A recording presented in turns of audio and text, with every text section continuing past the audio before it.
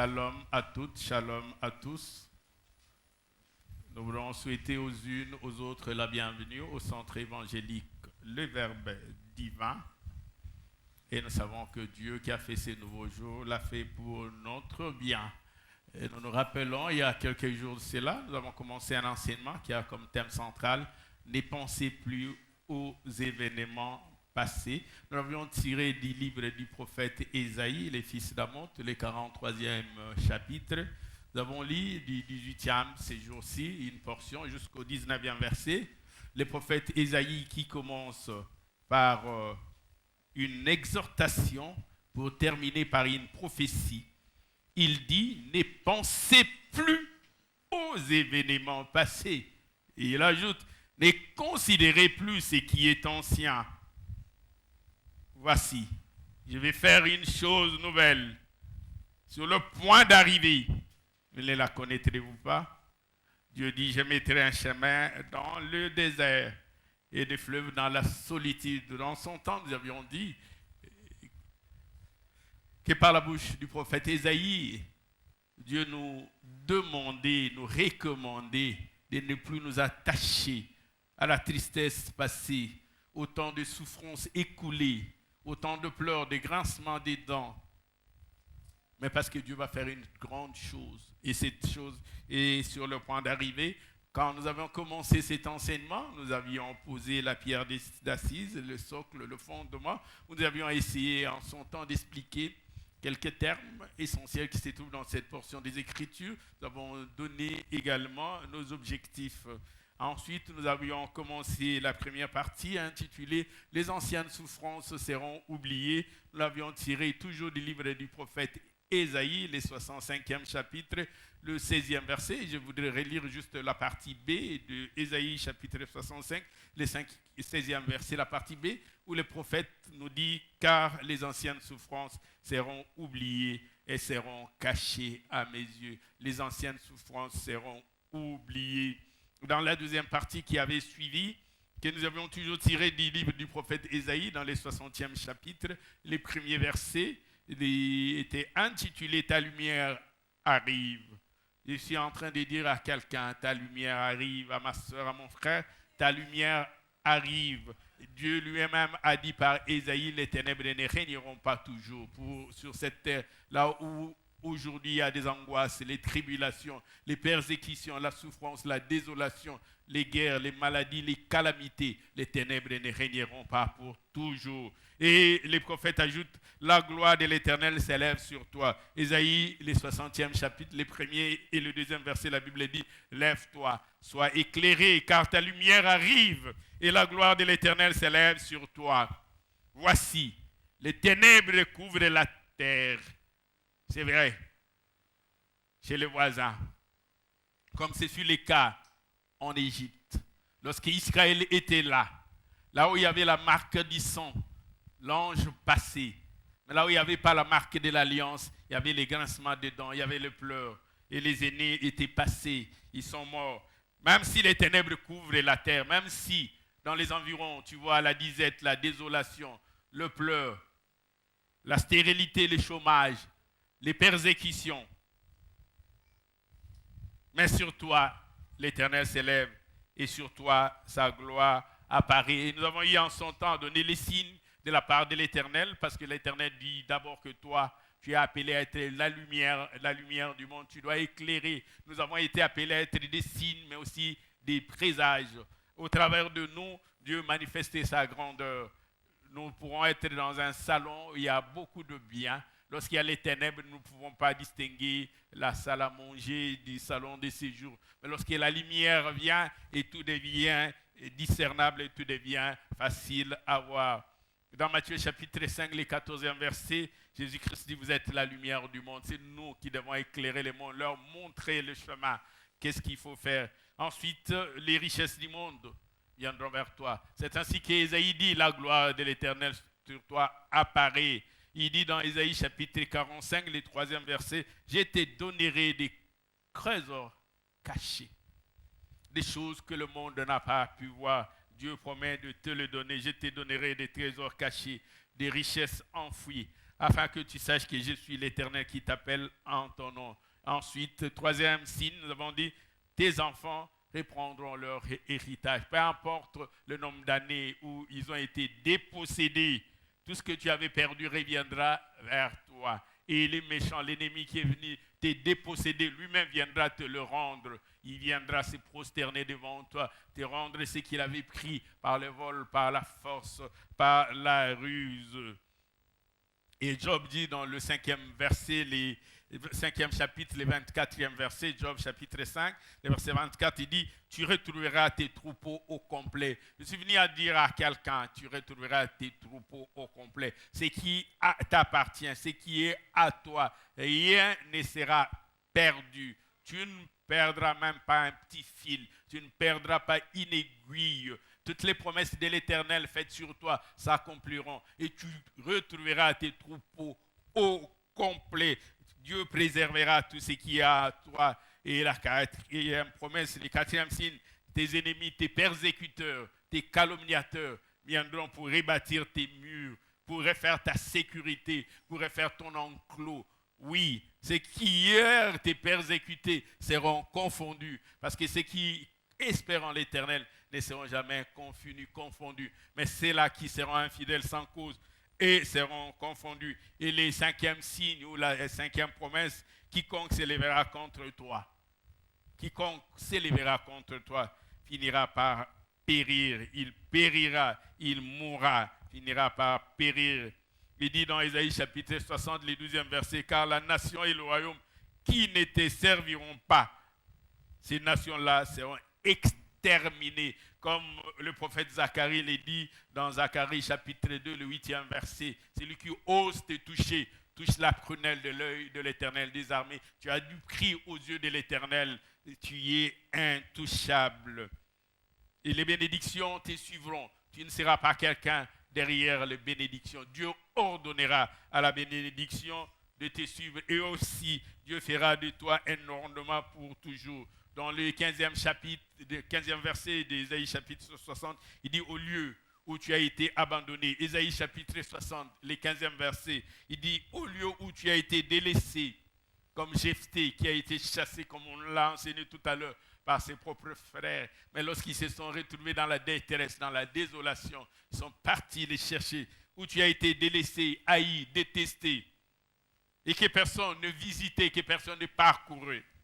Il dit, je ferai de toi un ornement pour toujours. Les gens viendront contempler la magnificence de Dieu au travers de toi. Quand ils te verront, ils diront, oui, il y a un Dieu dans le ciel. Quand ils verront la grandeur de Dieu, ce que Dieu a fait, comment il t'a soutenu, comment il t'a relevé, ils magnifieront le nom de Dieu. Et comme dit les psalmistes dans le psaume 118, le 22e verset, la pierre que ceux qui bâtissaient avaient rejetée est devenue la principale des langues. Nous l'avons vu tout à l'heure avec la vie de Jephthé. Lui qui avait été rejeté, mais qui est devenu la principale des langues. Par lui est passée la solution. Par lui est passée la victoire. Oui, lui s'est levé pour combattre. Aujourd'hui, j'aimerais nous proposer comme sous-thème, la détresse ne paraîtra pas deux fois. La détresse ne paraîtra pas deux fois. Bien-aimé dans le Seigneur, j'aimerais nous dire, lorsqu'il pleut, et que tu trouves un vrai refuge, tu ne seras pas mouillé deux fois.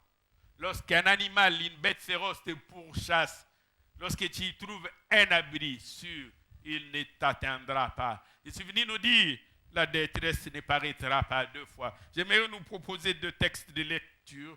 Le premier texte, nous le tirons du premier livre de Samuel, dans le 10e chapitre, du 1er au 4e verset, 1 Samuel, chapitre 10, du 1er au 4e verset, et nous lirons Nahum, le premier chapitre, du 3e au 9e verset. Nahum, qui fait partie de petits prophètes que vous retrouvez à la fin, ensemble avec Agé, avec Malachi, avec Zacharie et Michée, sont de petits prophètes. Agé, petits par rapport à leurs écrits, par rapport à leurs prophéties. Nahum, le premier chapitre du 3e au 9e verset. J'aimerais ensemble que nous puissions lire 1 Samuel chapitre 10, du 1er au 4e verset. La Bible dit ceci, Samuel prit une fiole d'huile qu'il répandit sur la tête de Saül. Il les baisa et dit, l'Éternel ne t'a-t-il pas oint pour que tu sois le chef de son héritage? Il est en train de vendre Saoul. Saoul qui était parti chercher les ânesses de son père, les ânesses de Kis. Mais au lieu des ânesses, il se retrouve avec l'onction et il retrouve des prophéties. Il pouvait se dire, mais ce n'est pas ce que je suis venu chercher. Moi, je suis venu chercher les ânesses de mon père. Mais en lieu et place des ânesses, il a trouvé l'onction royale. Il dit dans le verset 2, « Aujourd'hui, après m'avoir quitté, tu trouveras 2 hommes près du sépulcre de Rachel sur la frontière de Benjamin et de Tselphad. Ils te diront, les ânesses que tu es allé chercher sont retrouvées. Et voici, ton père ne pense plus aux ânesses. » Je suis en train de dire à quelqu'un, ton père ne pense plus aux ânesses. Les ânesses que tu étais en train de rechercher ont déjà été retrouvées. Mais il est en peine de vous. Ce qui l'intéresse, ce ne sont plus les ânesses, mais c'est toi, c'est ta vie, ta destinée, ton lendemain, ton bonheur. Et il dit, que dois-je faire au sujet de mon fils? Pendant que toi, tu cherches les ânesses, le Père, lui, te cherche. Il a des soucis pour toi. Il a des soucis pour ton avenir. Et s'est dit, que dois-je faire pour mon fils? Naoum, le premier chapitre, du 3e au 9e verset. Le prophète Naoum, le premier chapitre. La Bible dit ceci, « L'Éternel est lent à la colère. Il est grand par sa force. Il ne laisse pas impuni. L'Éternel marche dans la tempête, dans le tourbillon. Les nuées sont la poussière de ses pieds. » Verset 4, « Il menace la mer. L'Éternel menace la mer. L'Éternel dessèche la mer. Il fait tarir tout le fleuve. Les basans et les Carmels languissent. La fleur du Liban s'est flétrie. » Verset 5. « Les montagnes s'ébranlent devant l'Éternel et les collines s'effondrent. La terre se soulève devant sa face et le monde et tous ses habitants. Qui résistera devant sa fureur? Qui tiendra contre son ardente colère? Sa fureur se répand comme le feu et les rochers se brisent devant lui. L'Éternel est bon et il est un refuge au jour de la détresse. Il connaît ceux qui se confient en lui. Verset 8. Mais avec des flots qui débordent, il détruira la ville. Et il poursuivra ses ennemis jusque dans leur dernier retranchement, jusque dans le ténèbre. Verset 9. Que méditez-vous contre l'Éternel? Que dites-vous? Quelles sont vos pensées? C'est lui qui détruit. Et il termine le verset 9 en disant, la détresse ne paraîtra pas 2 fois. Est-ce qu'on peut acclamer la parole du Seigneur? La désolation ne paraîtra pas 2 fois.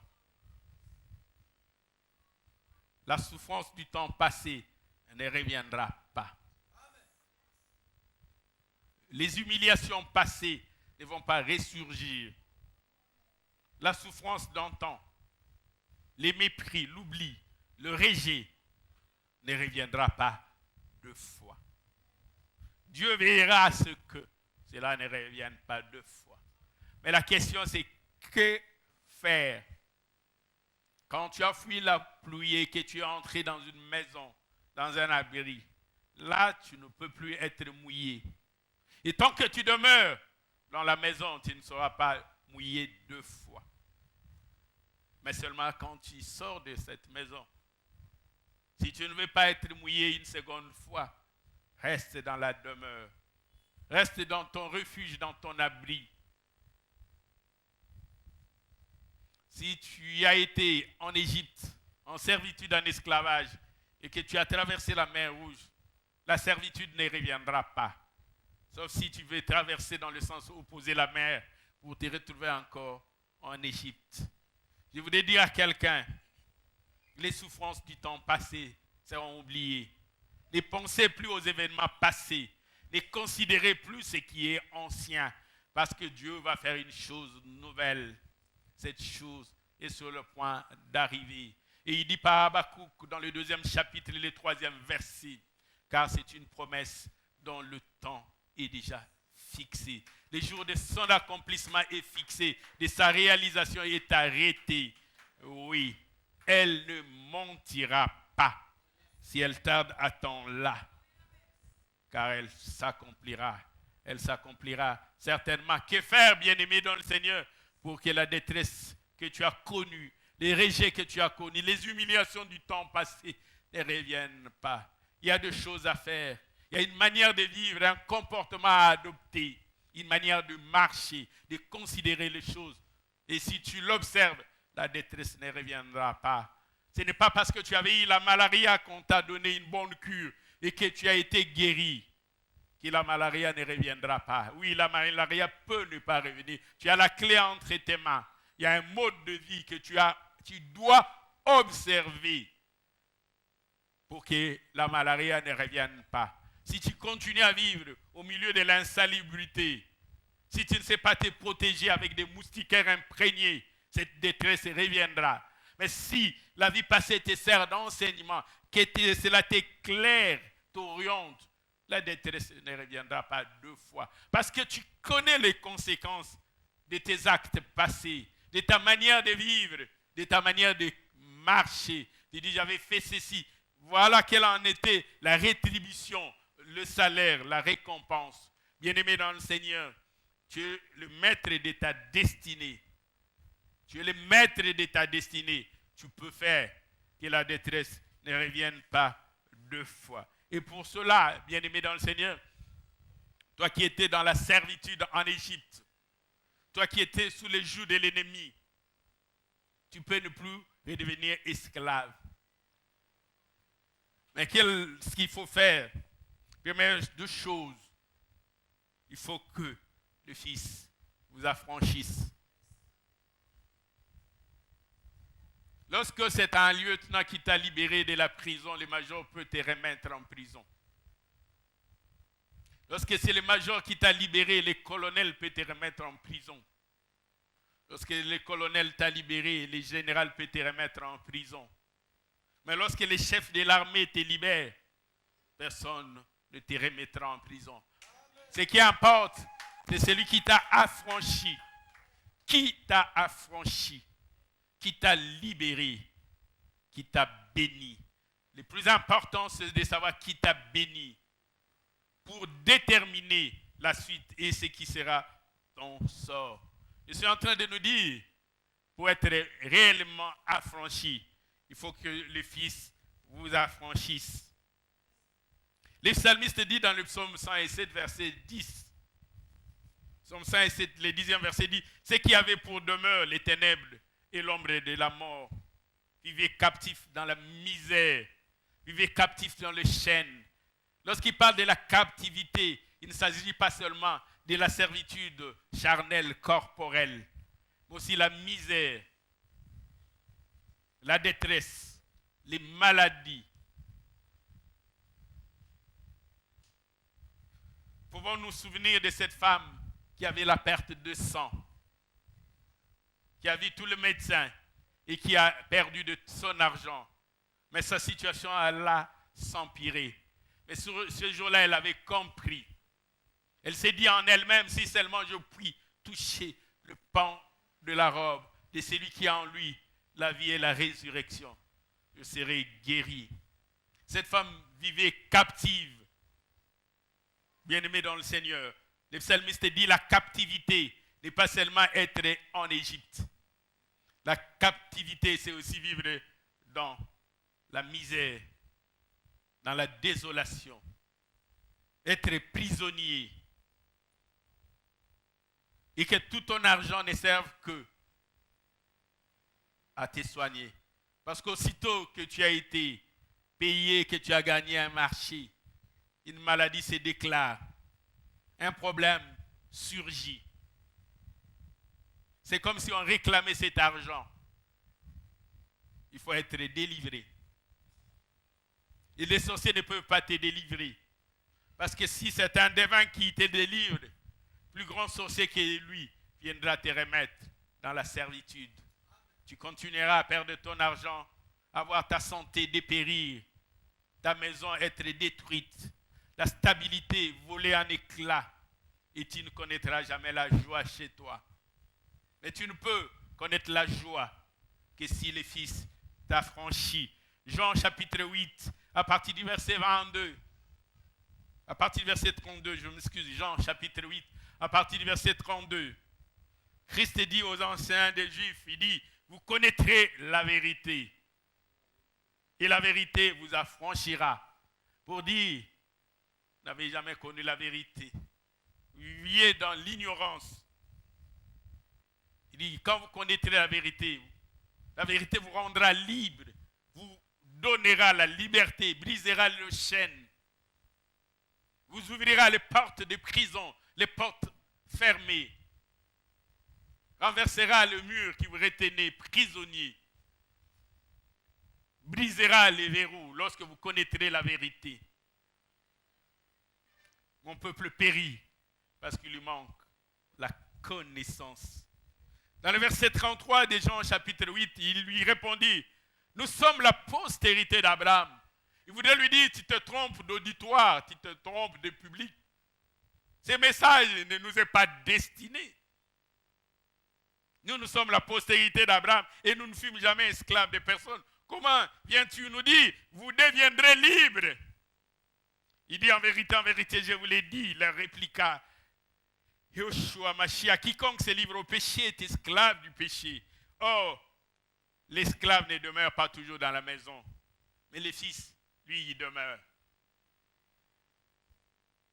Et il dit dans le verset 36, si donc le fils vous affranchit, vous serez réellement libre. Bien-aimés dans le Seigneur, cette détresse ne peut pas revenir deux fois si tu es affranchi par les fils.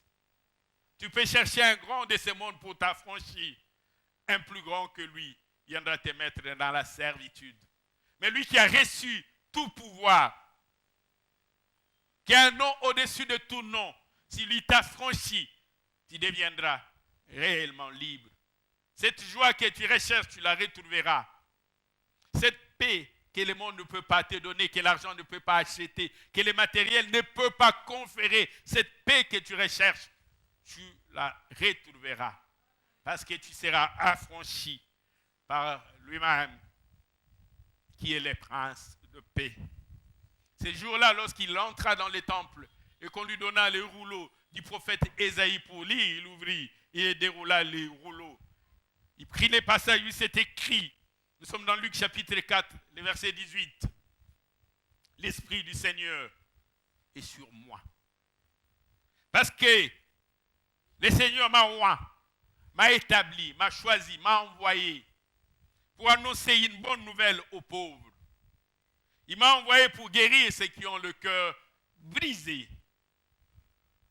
Il m'a envoyé pour proclamer aux captifs la délivrance. Il dit, j'ai été oint, j'ai été établi, j'ai le pouvoir, j'ai l'autorité pour proclamer à tous les captifs la délivrance. Quelle que soit la captivité dans laquelle tu peux vivre, qu'il s'agisse de la misère qui te pourchasse, les tourments, les tribulations, les persécutions, les maladies, les calamités, la stérilité, les dessèchements. Ta maison est caractérisée par la mésentente, des querelles stériles, quel qu'en soit le sujet. Lui a obtenu l'autorité pour briser ces chaînes, pour rompre ces verrous. Il dit, l'Éternel m'a oint. Il m'a donné l'autorité, le pouvoir pour que les captifs soient délivrés. Et pour que les aveugles qui ne voyaient pas puissent voir. Et il ajoute, pour renvoyer libres les opprimés. Quel que soit le nom de tes oppresseurs, lui, il a été oint pour renvoyer libres les opprimés. Quand vous vous approchez de lui, il vous renvoie en toute liberté. Et Paul, lorsqu'il écrit aux Romains dans un texte que nous retrouvons dans le 8e chapitre, le 2e verset, l'apôtre Paul nous dit, en effet, la loi de l'Esprit de vie en Jésus-Christ m'a affranchi de la loi du péché et de la mort. la loi de l'esprit de vie. La vie, Romains chapitre 8, le 2e verset. L'esprit de vie va t'affranchir de l'esprit de mort et du péché. Ce n'est pas en changeant de véhicule que tu seras affranchi de l'esprit de mort. Mais tu ne peux être affranchi de cela que par l'esprit de vie qui est en Jésus-Christ. Et dans sa deuxième lettre aux Corinthiens, dans le 3e chapitre, le 17e verset, dans 2 Corinthiens, chapitre 3, le verset 17, le Saint-Livre nous dit, oh, le Seigneur, c'est l'Esprit. Le Seigneur, c'est l'Esprit. Et là où est l'Esprit du Seigneur, là est la liberté. Vous voulez avoir la liberté? Le Seigneur, c'est l'Esprit. Et vous devez, comme le chanteur l'ont invoqué tout à l'heure, demander que l'Esprit du Seigneur descende. Là où est l'Esprit du Seigneur, c'est là où est la liberté. Vous voulez avoir la liberté, être affranchi, délivré de vos tourments, délivré de vos tribulations, délivré de vos persécutions, de toutes sortes de calamités. Vous avez besoin de l'Esprit du Seigneur.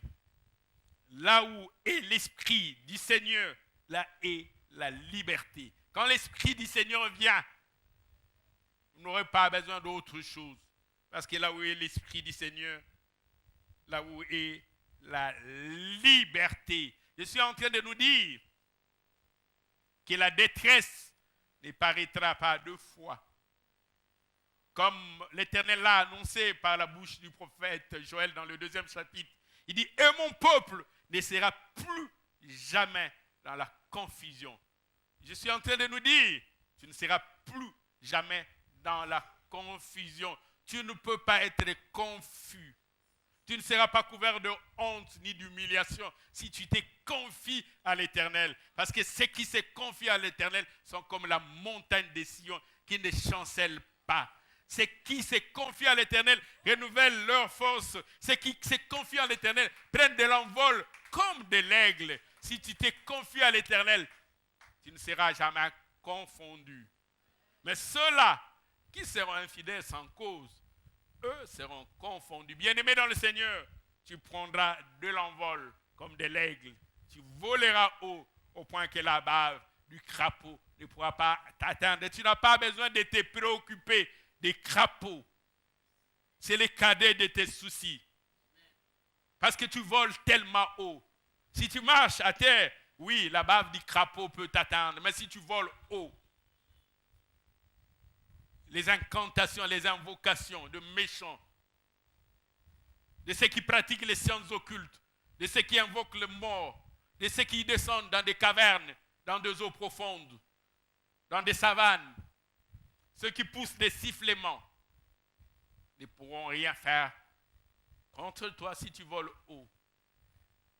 L'ombre le dit, l'enchantement ne peut rien contre Jacob, ni la divination, rien contre Israël. Que faire pour que la détresse ne paraisse pas deux fois? Vous savez, lorsque nous mangeons, mais après nous avons encore faim. Lorsque nous buvons, après nous avons encore soif. Mais que faire pour ne plus avoir faim? Mais que faire pour ne plus avoir soif? Si tu trouves un travail, ce n'est pas une garantie parce que le lendemain, même sans commettre une faute, l'entreprise peut être fermée et tu peux te retrouver au chômage.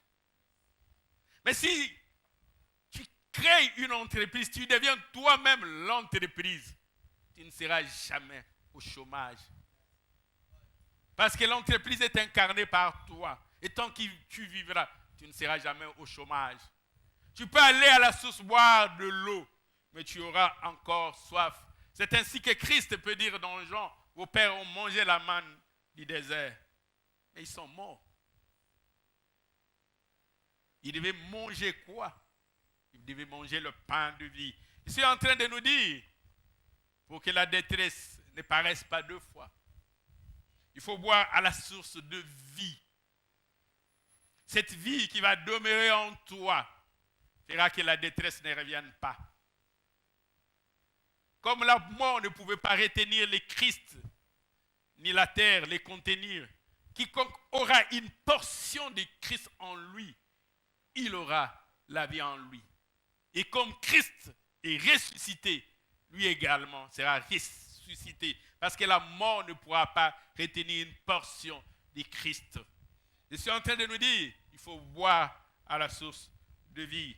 Nous rappelons ce texte de la femme samaritaine qui se trouve dans Jean, chapitre 4. Jean, chapitre 4, à partir du 7e verset, la Bible dit, une femme de Samarie va puiser de l'eau. Et Jésus lui dit, donne-moi à boire. La femme était ébahie et s'est dit, comment ces Juifs m'adressent la parole de cette manière? Cherche-t-il à m'aborder? Parce que Christ était seul, ses disciples étaient allés à la ville pour acheter des vivres. La femme samaritaine lui dit, comment toi qui es juif, me demandes-tu à boire à moi qui suis une femme samaritaine? Les Juifs, en effet, n'ont pas de relation avec les Samaritains. Verset 10, Jésus lui répondit, si tu connaissais les dons de Dieu, la grâce exceptionnelle, la faveur que tu as, et qui est celui qui te dit, donne-moi à boire, tu lui aurais toi-même demandé à boire et il t'aurait donné de l'eau vive. Christ entre dans une dimension spirituelle tellement élevée, la femme reste dans une dimension physiologique, physique, charnelle. La femme regarde Christ, Christ n'a aucun récipient. Mais Christ lui dit, je t'aurais donné de l'eau. Verset 11, Seigneur, lui dit-il, oh, qui t'a dit qu'il est Seigneur, femme? As-tu reçu la révélation? Bien-aimé dans le Seigneur, lorsque l'Esprit de Dieu est sur toi, même les méchants vont témoigner eux-mêmes. Tu n'auras pas besoin de leur dire, bien-aimé dans le Seigneur, j'aurais pu m'arrêter en nous disant que la détresse ne paraîtra pas deux fois. On aurait acclamé le Seigneur. Bien sûr, cela n'aurait pas été suffisant. Si je ne vous dis pas comment, si je me contentais à vous le dire sans vous le dire comment, vous n'atteindrez peut-être pas les résultats. C'est vrai, nous aimons la moisson. Mais quand on nous dit pour moissonner, il faut s'aimer, cela semble nous décourager. Nous aimons être élevés, mais lorsqu'on nous dit, on nous montre les chemins de l'élévation, nous trouvons ces chemins pénibles. Nous voulons atteindre l'élévation. Nous voulons aller moissonner là où nous n'avons point sémé. Seigneur, lui dit la femme, tu n'as rien pour puiser. Et le puits est profond. D'où auras-tu donc cette eau vive? D'où auras-tu cette eau de vie? Es-tu plus grand que notre père Jacob? Femme, qui te dit ces choses-là? Qui nous a donné de ses puits et qui en a bu lui-même, ainsi que ses fils et même ses troupeaux. Est-ce que tu es plus grand que Jacob? Femme, d'où te viennent ces discours? Et c'est très, Jésus lui répondit, quiconque boit de cette eau aura encore soif. Or, nous voulons boire et ne plus avoir soif. Nous voulons que la soif ne revienne pas. Lorsque nous sommes guéris, nous ne voulons pas retomber malades. Lorsque la joie entre dans notre maison, nous ne voulons pas que la désolation revienne. Lorsque nous sommes élevés, nous ne voulons pas que l'humiliation revienne. Mais celui qui boira de l'eau que je lui donnerai n'aura plus jamais soif. Oh oui, c'est ce que nous voulons. Cette femme disait, donne-moi cette eau. J'en ai assez de venir chaque jour puiser de l'eau ici. Donne-moi de cette eau-là, afin que je ne vienne plus puiser. De l'eau que je te donnerai deviendra en toi une source jaillissante. Pas jusqu'à demain. Pas jusque le mois prochain. Pas jusque l'année prochaine. Cette eau-là continuera à jaillir jusque dans la vie éternelle. Quand tu prends cette eau-là, tu n'auras plus jamais soif. Et la détresse ne paraîtra pas deux fois. Toi qui avais connu la soif, exténué, déshydraté, lorsque tu bois de cette eau-là, tu n'auras plus jamais soif. Mais tu n'es plus avoir soif. Quelle que soit la soif que tu as, de quoi as-tu soif? Dis-le au Seigneur, Seigneur, j'ai soif de ceci ou de cela. Je ne connais pas ta soif. Mais si tu viens vers la source d'eau de vie, il va étancher ta soif, pas pour un jour, pas pour un mois. Non seulement il va étancher ta soif, mais il fera de toi la réponse aux questions, la solution aux problèmes. Lorsque les gens auront soif, ils vont te regarder. Lorsque Dieu fait de toi la lumière, tu éclaires même tout autour. Rappelez-vous ce jour-là, Paul et Silas qui étaient dans la prison, quand ils priaient, ils invoquaient Dieu. Et quand la puissance de l'Éternel s'est manifestée, la Bible dit les fondements de la prison furent ébranlés et toutes les portes furent ouvertes. Dieu veut que tu ne cherches pas la solution, mais que tu sois toi la solution. Tu y es la réponse que les gens cherchent.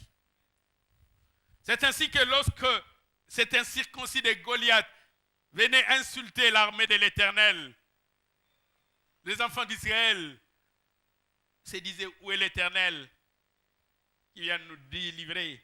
Et l'Éternel se disait, y a-t-il quelqu'un qui puisse s'élever en mon nom? Pendant que le peuple disait que l'Éternel vienne, Dieu disait, y a-t-il quelqu'un qui puisse s'élever en mon nom? Bien-aimé dans le Seigneur, Dieu cherche quelqu'un qui puisse s'élever en son nom.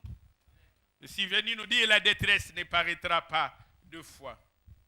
Jean chapitre 7, verset 37 nous dit, Jean chapitre 7, verset 37 nous dit, 37 jusqu'à 38, la Bible dit, les derniers jours, le grand jour de la fête, Jésus s'étendant debout s'écria, si quelqu'un a soif, qu'il vienne en moi. Quelle que soit ta soif, viens en lui et qu'il boive. Qu'il boive. Et celui qui croit en moi, de fleuves d'eau vive couleront en son sein. Comme dit l'Écriture. Si tu crois en lui, tu deviendras un fleuve de solutions qui couleront en toi. As-tu soif? Peu importe la soif. Tu n'as qu'à venir à la source d'eau de vie.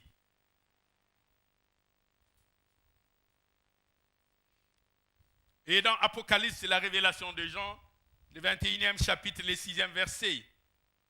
Je vais lire la partie B ou la dernière portion.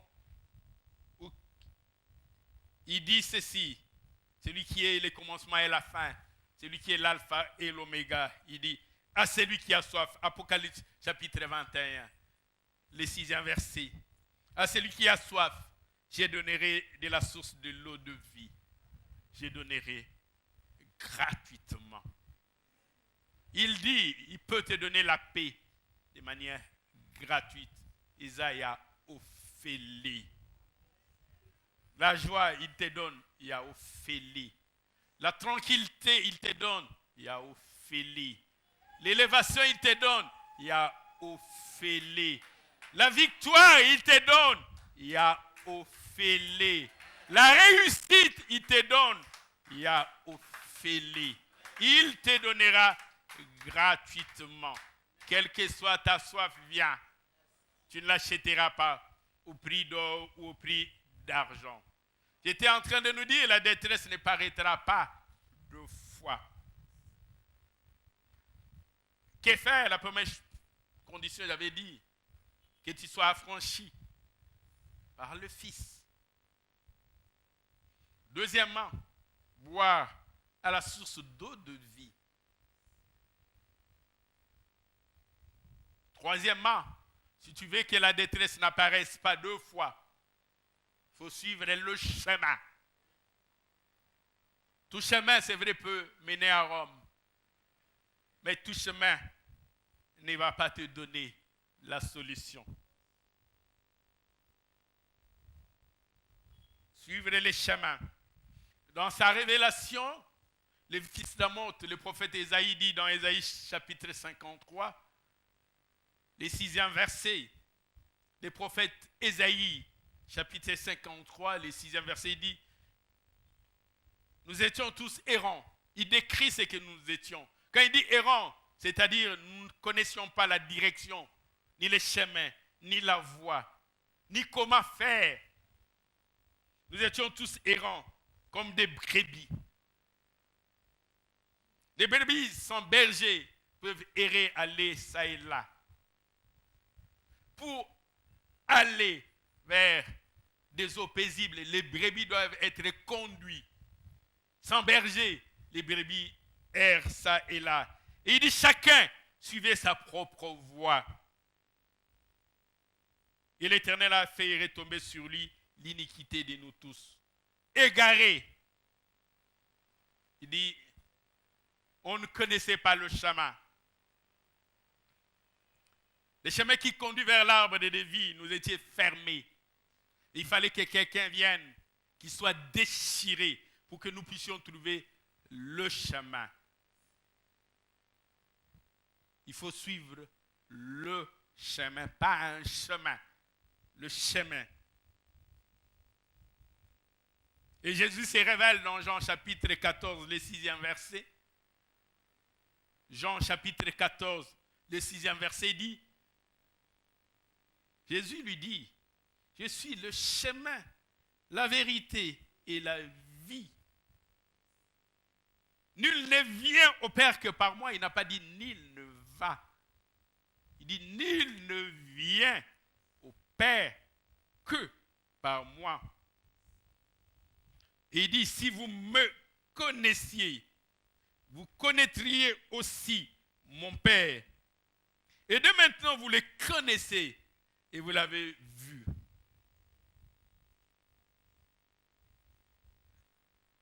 Si vous le connaissez, et dès là, vous l'avez vu. Je suis le chemin. Bien-aimé dans le Seigneur, si par le passé plusieurs fois il t'est arrivé de t'égarer, de te tromper, de te perdre, et même de tomber dans des pièges, c'est parce que tu ne suivais pas le bon chemin.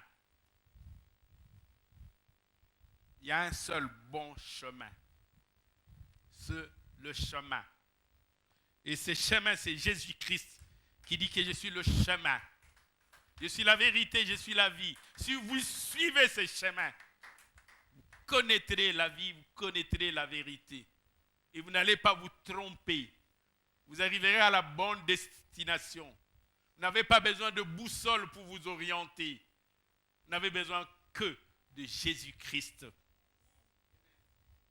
Le prophète Ésaïe dit dans le 35e chapitre, le 8e verset, il annonce en disant, il y aura là un chemin frayé. Il voudrait dire un chemin taillé. Peu importe, même s'il y avait une montagne, même s'il y avait des collines, même s'il y avait la forêt dense, mais pour te permettre d'accéder, d'arriver à destination, on va frayer un chemin. Frayer voudrait dire tailler.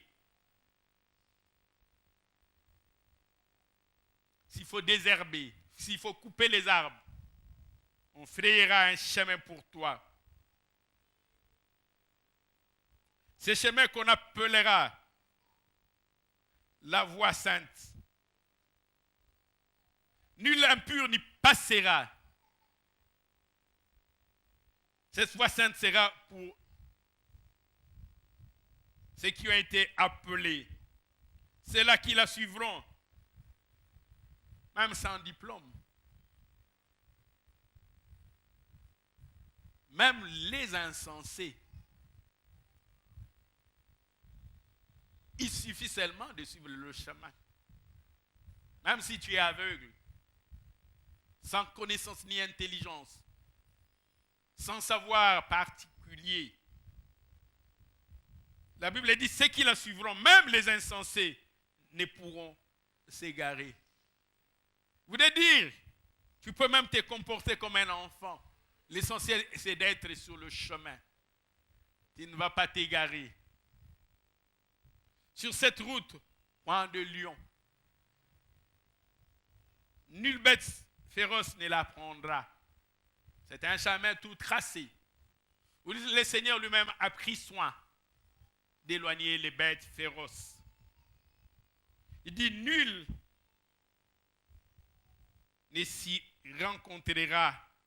Tu ne pourras pas, si tu prends ces chemins, rencontrer une bête féroce. Il dit, les délivrés seuls, ils marcheront.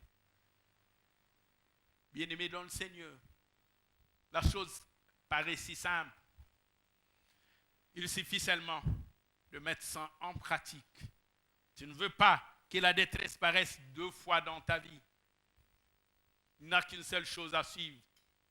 Un seul chemin.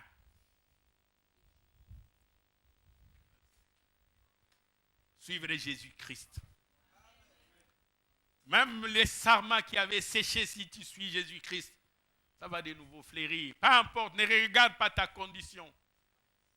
Comme dans la vision d'Ézéchiel de la vallée des ossements desséchés. Et le Seigneur lui demanda à ces ossements, pourront-ils les revivre? Il dit, le Seigneur peut redonner la vie aux ossements desséchés, parce qu'il dit, je suis la vie. Imaginez-vous ce corps inanimé du prophète Élisée. Mais lorsqu'on vint, j'étais une dépouille qui toucha le corps inanimé d'Élisée. La dépouille revint à la vie. Et à combien plus forte raison, celui qui rencontre la vie et la résurrection. Si tu rencontres la vie, si tu rencontres la résurrection, peu importe le nombre de temps. Je suis en train de nous dire, les ossements desséchés vont revenir à la vie. Je suis en train de nous dire, si tu rencontres la vie, même les sarments qui avaient séché pourraient de nouveau fleurir. Tu dois ne chercher que la vie dans ton travail, dans ton commerce, dans tes études, dans ton ministère, dans ta famille. Lorsque la vie entre, ce qui avait séché va de nouveau fleurir. J'aimerais nous demander de rechercher cela. Peu importe ta vie passée, peu importe le temps que tu as passé dans les larmes, le pleur, la désolation, les grincements des dents, une seule chose t'est demandée, de suivre le chemin.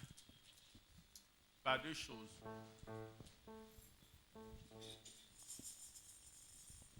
J'aimerais nous demander de nous incliner un court moment dans la prière.